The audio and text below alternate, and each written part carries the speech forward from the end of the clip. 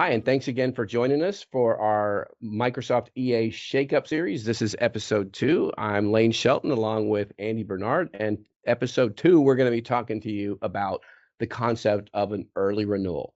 Is it a good idea? What are the pros? What are the cons? What are the key things you need to think about? And what does your action plan look like if it looks like, an early renewal might be a good possibility? So again, welcome. Thank you. And we have a deck that is, Andy and I are talking through this, but we have a deck that's available. So if you want to hit the pause button, download the deck so you can watch from home, fantastic. So thanks. And let's just jump right in. Let's just start with early renewal itself. Yeah. Early renewals have been around for a Yeah. long time. Yep. You want to just give us the overall characteristics? What is an early renewal? Yeah. So it doesn't change anything with your current enterprise agreement, the duration, the end date, anything like that. You basically are committing to your actual agreement. So, programmatically another 3-year EA renewal, and you're just committing to it early. So have a future start date, but you still ride out your current agreement until the end date. So if you have to add anything, you'll still continue to do that. And then, anything that you add in between when you actually renewed and when the agreement actually ends, you need to make sure that gets put onto your renewal. Right. So that's kind of a key factor too that we'll talk through. But that's kind of the idea. So basically, if my EA renewed like in June of next year, mm-hmm. and I talked to Microsoft and we agree an early renewal would be beneficial. Still going to finish out my existing EA with my existing EA prices, my existing terms and conditions, et cetera. So I'm going to still finish that out. And I don't have to pay for it now. Then when June comes around, we've already negotiated. Like there is we don't have the usual negotiation cycle. It's already taken care of. Yep. The new agreement kicks in with the pricing and the terms we agreed upon. Exactly. So basically, it's just like signing up early and putting that one in the bank for later. Yep. Exactly. Okay. In the past, so I worked 4 years at a Microsoft vendor company. Early commits were very popular, and they actually tied discounts to it. Right. So they usually had a ramp discount model. So like 3 months out, they would give you X%, and then it would lower 2 months, 1 month. They've really kind of gone away from that. We haven't seen that for a while, but that's kind of the idea is, just getting everything out of the way. And once the new anniversary comes around, it's already set in place and goes live. Perfect. All right. So given that, like we're looking at, in our last episode, we covered like making sure you have the right stuff on your current agreement. So now we're talking about your next agreement. What are the pros of an early renewal? So first, it is getting around the November 1st online service price changes, right? I think that's the biggest one. That's the key factor, right? Probably outweighs most of the cons too, right? It's getting that lower price rate. Last time we talked about the discounts being 6%, 9%, 12%, those online services that are changing. That's the big factor, right? Is like getting your lower price for the duration of the contract that you Right. So in the case that we talked about before, if my EA renews in June, I go and I add all my quantity one stuff, to before October 31st to lock in the pricing for the stuff that I need, that I think I'll need between now and June. But then if I do an early renewal and we agree on terms and pricing and lock in that, whatever that price is, that's going to be good for 3 more years. Exactly. So now we're out until like 2029 or 2028, or no, that'd be 2029. So now I'm basically able to avoid that cost increase for 3.5 years as opposed to 6 months. Exactly. So I can see where the appeal would be. And remember, the bigger you are, the bigger that delta, if you're a level D customer, you're seeing that, 12 to 13% price increase. That, that's material. So like Andy said, the biggest appeal is you can possibly kick the price increase can way down the road if you opt for early renewal. Okay, what else have we got on pros? The renewal is completed, right? So we kind of already talked about that, right? There's no scramble during maybe a holiday season or the busy time, like whatever the case might be. Right. Everything is signed, sealed, and delivered. So, I think a lot of renewals, it does come down to the last minute on getting things completed. And there's a lot of legal review, POs, a lot of things that go into that.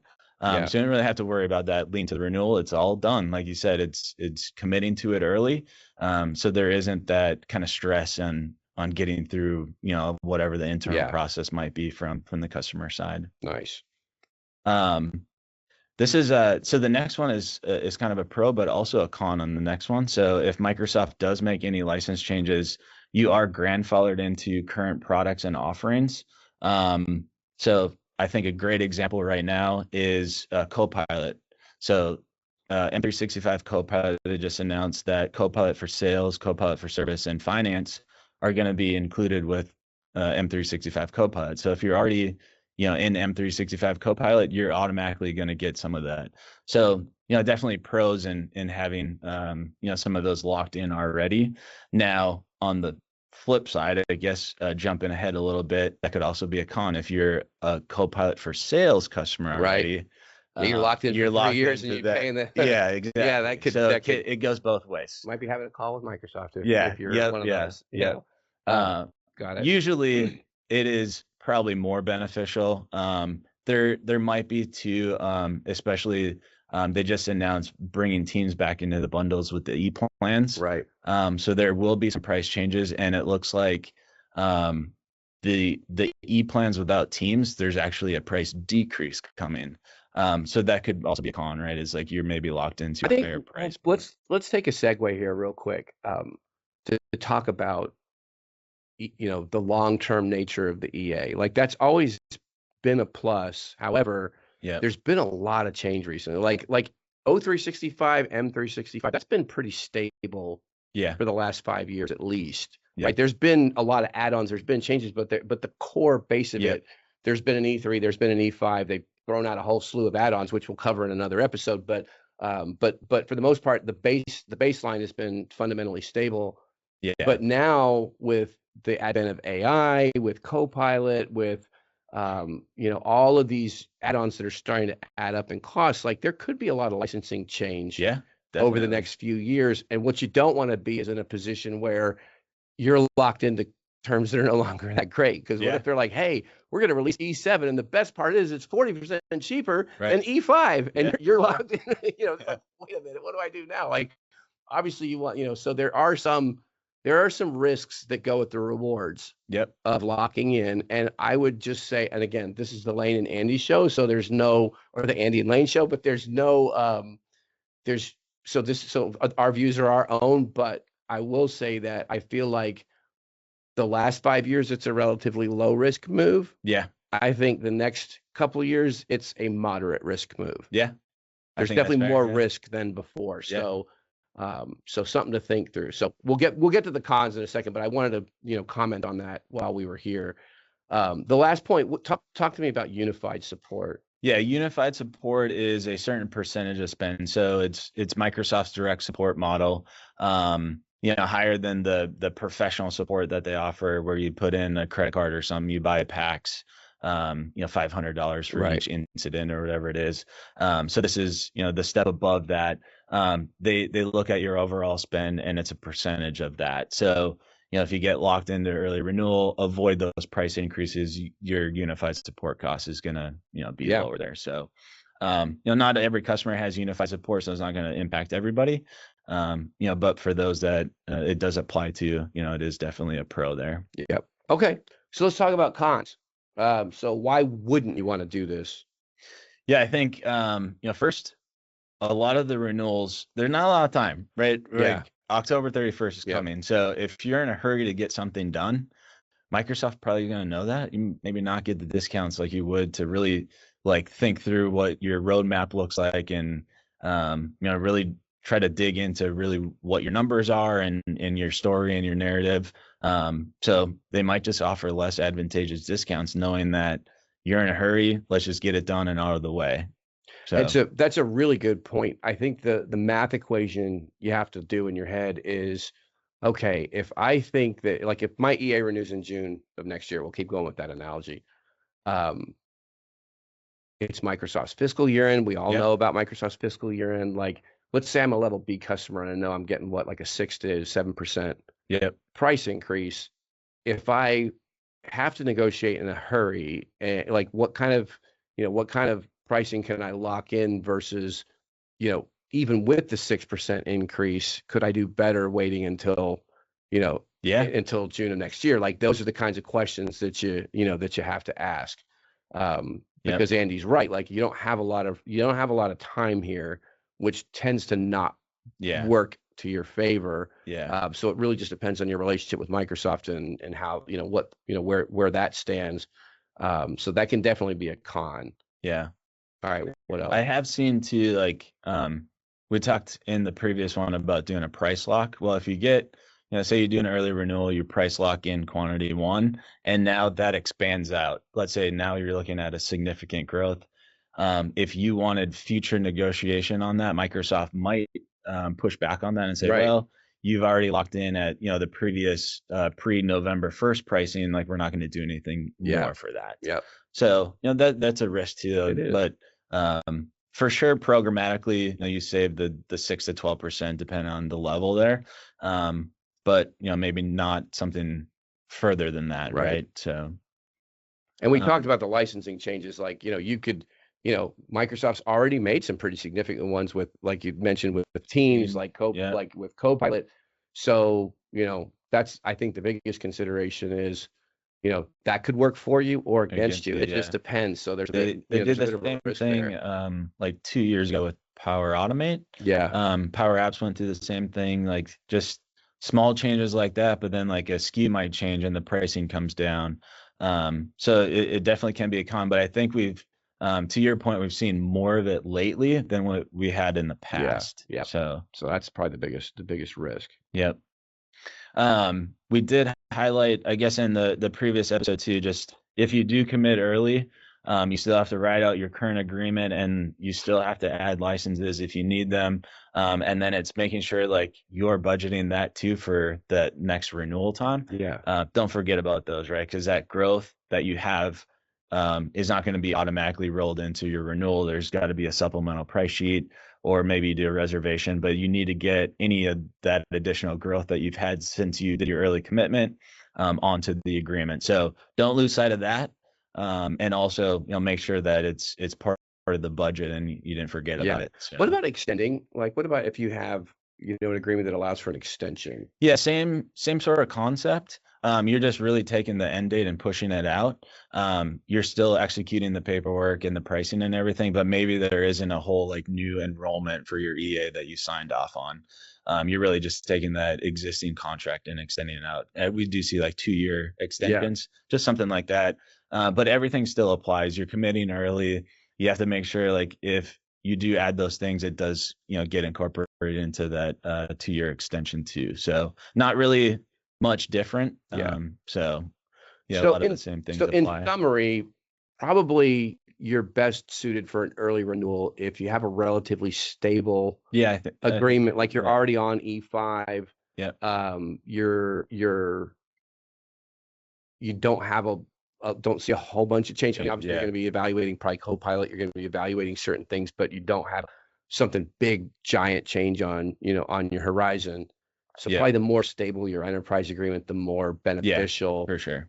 Okay. All right. That's fair. So again, if you got a lot of change coming, might be better to just, and especially like if you're, and again, if your EA is 2 years away, you don't need to do an early renewal, right? Exactly. It's like, it's really more about for those that probably have within the next 12 months. Yeah. Yeah. We've seen some already that have early renewed in May. So. Yeah. So again, that if you're 2 or 3 years out, don't worry about it. But if you're within that range, sort of investment stability is probably going to be your key marker. Yeah, that kind of leads right to the So right. So key factors, number one is timing. When does your renewal end? If it's within June. Yeah, I think so. Maybe a little bit beyond that. And again, you can look at all these, we talk about your business factors. Do you have a bunch of change? But it all speaks to like, do you have a bunch of change coming? Right. Yeah. The more change you have coming, the more likely it is that an early renewal may or may not be may or may not be beneficial. Yeah, I think like the acquisition, merger, divestiture, I think a lot of factors go into that where maybe your licenses get moved over into the parent agreement, right? So like you wouldn't want to lock yourself into another long-term agreement if something like that's going on. And then how about like measuring downstream financial impact? Like are you even impacted? Maybe Right. you're Yeah, if level you're A. level A, you're You're not not impacted changed. by the Yeah. price changes. Yep. So, that's not a factor. You're Yep. right. Yep. How much will it actually impact? We've talked about not to exceed Yeah. amendments in the first webinar. You kind of looking at what your current contract is and really what is that impact. Not to exceed. Typically, they do like a percentage on what your current pricing would be, and it won't be higher than X percent. Yeah. We've also seen discount amendments where it's kind of the opposite. You get a discount off of what the list price is. Yeah. But you're locking in that future kind of run rate. But those amendments read differently, and it could be significant too, where the not to exceed is probably a better option to Right. have a lower increase than what the discount might be off a list with the changes that are Yeah, coming. that's very So, true. So there's a lot of factors to consider. Also, your roadmap. Like, do you have a clear Microsoft roadmap? Like if you're gonna, do you have a plan to roll out Copilot at scale, adopt Purview to do the data governance underneath Copilot? Like, how certain is your roadmap? I think that's like we said, the more stable you think things are going to be, the more an early renewal might make sense. yep. Yeah, and then kind of piggybacking off of your roadmap, really, what does that story tell, right? What do the numbers and kind of roadmap compared to where Microsoft's heads at, right? Is it Yep. E5? Is it Copilot? Yeah. Is it Azure? Does it align with where they want you to be, right? Yep. That's going to impact your leverage on negotiating. Yeah, and that's a real key point. The more obviously Microsoft has things that the whole purpose of these pricing changes was to give them a little bit more ability to influence your behavior, right? Because it's like, hey, they're taking away these sort of programmatic discounts that you got just by virtue of being bigger, and those are gone now. And the only way to sort of get that back is through negotiating, like, well, okay, well, what kind of Copilot are you doing? What's your plans around Gen AI? What's your plans around, around collaboration in teams? Like it kind of makes the conversation more about what you're doing with the technology. Takes away the size aspect. So depending on what your roadmap looks like, that kind of tells you sort of what kind of potential discussion you're going to have with Microsoft. Obviously, it's better to go into those discussions where you've got some of the key things that they're looking for. Yep. That's going to drive a more successful outcome than if it's kind of just sort of business as usual. Yeah, agreed. The other thing too, we talked about long-term risk right now with potentially all these different changes. There are other contract vehicles that may or may not be a good fit, but definitely have different flavors of timing. So their CSP program, the Cloud Solution Provider program, this program's been around for a while, but it's mainstream now. And basically that gives you sort of 3 licenses: a monthly license, a yearly license, and we're going to do a whole series on detailed comparison. But for this purpose, you get a monthly license, you can get a yearly license, you can get a 3-year license, but you're not locked into anything. And it was really never much of an option for big organizations, especially like BCD, because it's programmatically set at the regular list price. But now with this leveling of the playing field on online services, there's no difference in pricing between CSP and it'll EA open anymore. up for sure. The larger customers to look at CSP as an option, right? I think, CSP, it does depend on the vendor because we are setting that price, but it's very comparable to like a level B EA when you look at online services. So once that changes to level A, so like, I mean, you have other options there. It doesn't have the kind of it's a different program. We're going to cover this in much more detail in other episodes, but just for now, be aware that there are other buying vehicles that suddenly have potentially more viability. Devil's in the details, which we'll get to all the details in our next episodes, but it does potentially give you a way to buy with less commitment. Which may not be a bad thing moving forward. Yeah, and I think last is just the overall EA terms, and really if Microsoft is going to allow you to do it or not. Ultimately, your ability to early renew is determined by Microsoft's. They have to say yes. Right. It's not programmatic. They updated the EA enrollment here just within the last month, and in the renewal clause, it states a good faith clause on them accepting or rejecting your agreement Yeah. for renewal. So, they might just say no. Depending on how far out in advance it is, typically, I think if it's 3 months or beyond, there is a early commitment amendment that's required as well. So that would be something that they would have to provide too. So a lot of other factors like that, from Microsoft directly that would impact if they even would let you do it or not.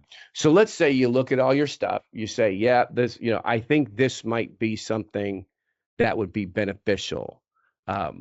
What, shameless plug for SHI, but I mean this in all sincerity, don't go straight to Microsoft. Like, I think come to a partner like SHI, come to us so that we can kind of work through that reasoning with you, line up the pros and cons, kind of give you pointers on how best to have that conversation with Microsoft. It doesn't hurt in these situations to have have a team approach.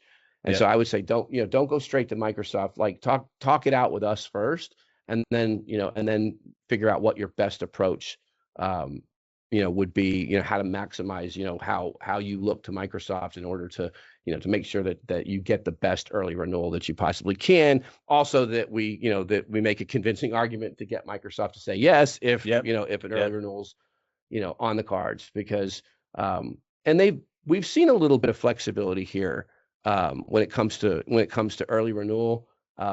Again, Microsoft's less about what they used to be about, which is always upgrading the next version. I mean, that's still a key metric for them, but really they want you to adopt their stack wide and deep, right? So if you have that story, if that's on your roadmap, that's a good conversation to have with Microsoft. They're more open than, that matters more to them now. These changes affect them too, right? Because they want to make sure that you're utilizing their stack. They know there's a price increase coming and nobody likes that. And that does tend to make people want to pull back a little bit. So, it's not completely one-sided. So if you think this is going to be, a good move for you, let's hash out the details, come up with, let's look at the numbers, let's build a successful narrative, and then go to Microsoft and see what we can do. Yeah, agreed. Yeah, cool. I think that's good next steps. All right, so download the deck, and if you have any questions, as always, reach out. We're here. Thank you very much. I'm Lane. This is Andy, and we'll see you on the next episode. Thanks, guys.